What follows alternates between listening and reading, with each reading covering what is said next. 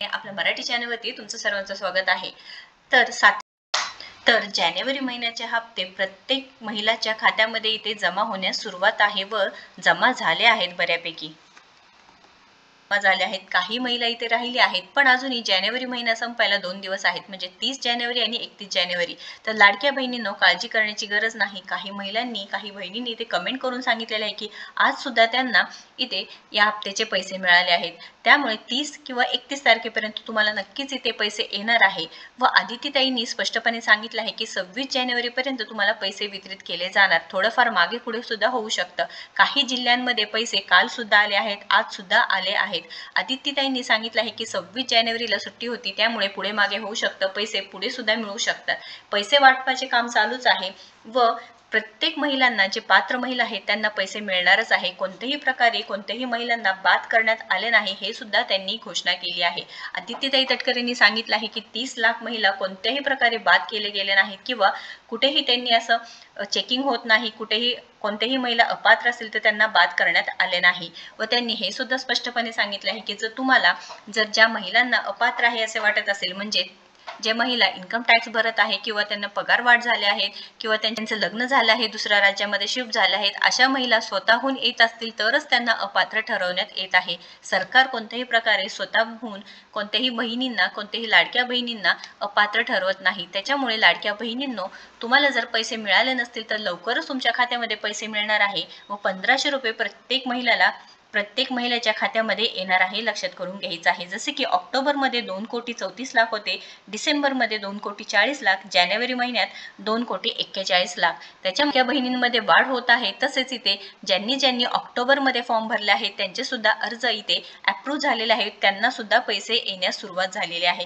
तर नक्कीच कमेंट करून सांगा की तुम्हाला पैसे आले का नाही व तुम्ही कोणत्या महिन्यात इथे अर्ज केले होते. महत्त्वपूर्ण व्हिडिओ आहे, जास्तीत जास्त शेअर करा. व्हिडिओ जर आवडला असेल तर नक्कीच लाईक करा, शेअर करा, आपल्या चॅनलला सबस्क्राईब करा. थँक्यू. मंत्री म्हणून मला, मुख्यमंत्री म्हणून फडणवीस साहेबांना, मंत्री म्हणून शिंदे साहेबांना, अजितदादांना, आमच्याकडे कोणाकडेही हा आकडा नाही आहे, ना माझ्या विभागाकडे हा आकडा आहे. मला माहीत नाही, हा आकडा विरोधकांच्या कुठल्या तरी सोशल मीडियाच्या अकाउंटवरून आला आणि तिथून वर्तमानपत्रांनी उचलला का काय, हे आम्हाला त्या संदर्भातली खऱ्या अर्थानं म्हणजे कधीही आत्तापर्यंत विभागाचा लाडकी बहीणचा आढावा घेत असताना हा आकडा आला नाही.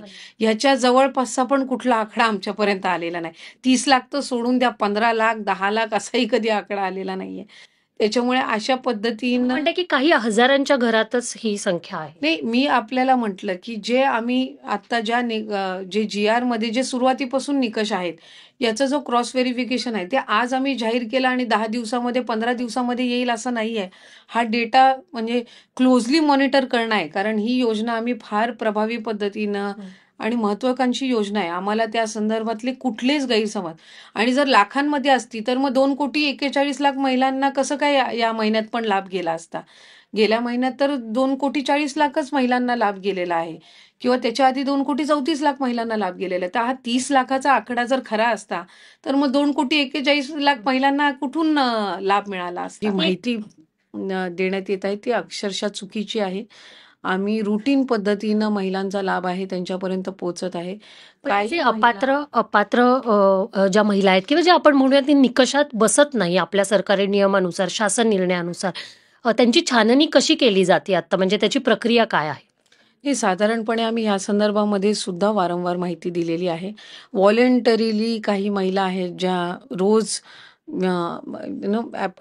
त्यांचे जे काही अर्ज आहेत ते वेगवेगळ्या स्तरावर विभागाकडे प्राप्त होत आहेत. काही खाली ग्राउंड लेवलला जे आहेत, अंगणवाडी सेविका असतील त्यांच्याकडे, किंवा खाली तहसील कार्यालयाकडे किंवा विभागाच्या जिल्हास्तरीय किंवा तालुकास्तरीय जे अधिकारी आहेत त्यांच्याकडे त्या संदर्भातले जे अर्ज येतात की आम्ही ह्या योजनेसाठी याच्यामुळे आता पात्र नाही आहोत, आम्हाला सरकारी नोकरी लागलेली आहे त्याच्यामुळे आम्ही आता पात्र नाही आहोत, किंवा आम्ही लग्न होऊन दुसऱ्या राज्यामध्ये गेलेलो आहोत त्याच्यामुळे आता पात्र नाही आहोत, किंवा आमचं उत्पन्न आता 2.5 लाखाच्या पुढे गेलेलं आहे म्हणून आम्ही पात्र नाही आहोत, किंवा आम्ही 4 व्हीलर गाडी घेतलेली आहे म्हणून आम्ही पात्र नाही आहोत.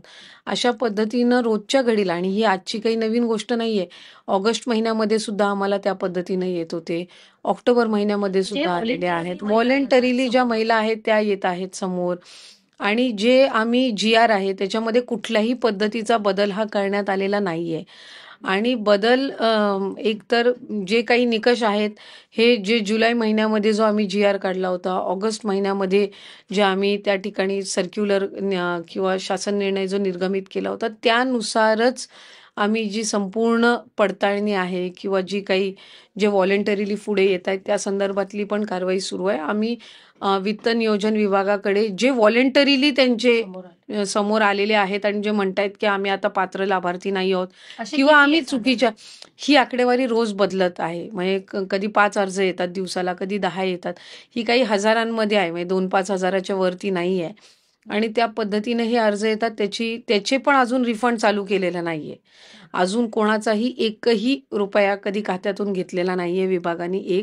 हे जे व्हॉलेंटरीली अर्ज आलेले आहेत त्यांची सुद्धा आम्ही कारणं जी आहेत ते स्थानिक प्रशासनाकडून तपासून घेत आहोत आणि वित्त व नियोजन विभागाकडून आम्हाला त्या संदर्भातला एक हेड तयार करून दिला जाईल रिफंड करण्याचा, जसा इतर योजनांनाही दिला जातो त्या पद्धतीनं तो तयार करून दिला जाईल. आणि त्याच्यामध्ये ते सरकारी तिजोरीमध्ये जाऊन जे व्हॉलेंटरीली येत आहेत तेच, खातं कुठल्याही कोणाच्याही खात्यातून पैसे घेत नाहीये. ही एक बाब मला आपल्या माध्यमातून पुन्हा ज्या वेळेला आम्ही क्रॉस व्हेरिफिकेशन सुरू की इन्कम टॅक्स डिपार्टमेंट असेल, IT असेल, परिवहन विभाग असेल, म्हणजे ट्रान्सपोर्टेशन असेल, ह्यांच्यासोबत साधारणपणे आणि महसूल विभाग असेल किंवा खालचे जे जिल्हास्तरीय प्रशासन आहेत यांच्यासोबत आम्ही तो डेटा जो आहे तो क्रॉस व्हेरीफाय करत आहोत. पण बाय अँड लार्ज आम्ही 2.5 कोटी का 2,65,00,000 किंवा 2,60,00,000 इतके काही सगळ्यांच्या स्क्रुटिनी याच्यामध्ये होणार नाहीयेत. त्याच्यामध्ये काय असं नाहीये की 30 लाखाचा का 40 लाखाचा का 30 लाख त्या संदर्भातला जरीही ऑफिशियल निर्णय काही अजून झालेला नसेल तरी मी आपल्याला एक सांगू इच्छिते की ज्या महिलांना लाभ